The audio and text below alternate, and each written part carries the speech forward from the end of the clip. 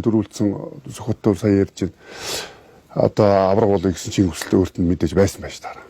Тэгээд гарч ирээд надтай бол одоо яг ингээд би бол одоо бүх юмаа төвлөрүүлээд энд одоо давааны хооронд суугаад Сүхбаатар барилдах одоо бүх бэлтгэлээ сэтгэл 100% ч гэсэн бүх юмаа бэлдээ гарч ирж байгаа шүү дээ. Тэрийг л өмөлдсөн байхгүй Сүхбаатар. Тэр одоо төвлөрсөн сэтгэл зүг өмөл ажилласан байхгүй.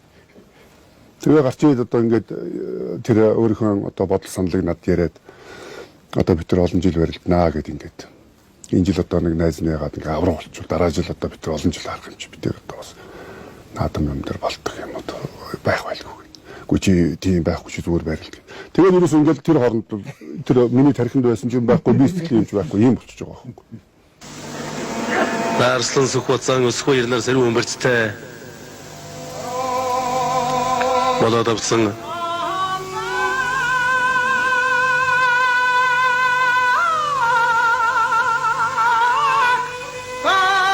Бараа хөлтөнд тойроод бүр өргөд гаргаад ирлээ.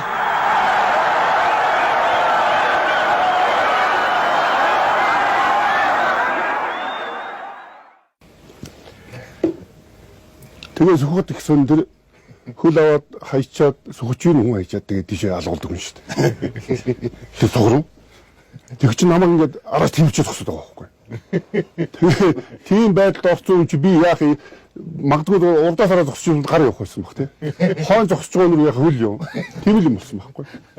Тэгээ тэр бол үнэхээр одоо бас миний хувьд ч гэсэн энэ бас бөхөөрөлж ирсэн олон жилийн хугацаанд болж л үгүй л одоо бас нэг энэ бүхий жудаг ёс одоо уламжил энэ ард түмнийхээ өмнө өөрийнхөө бас нэр хүнд одоо энэ Монгол бүх гэж энэ сайхан зүйлийг ариун дагшин амтнаар нь хадгалж хамгаалж авч явах хэрэгтэй гэсэн ийм л бодол тээж явдаг юм л.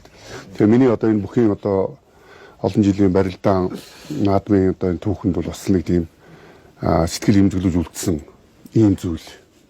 Мэдээж одоо хийж байгаа үйлдэл нь олон түмэнд миний үйлдэл буруу харагдаж таарна.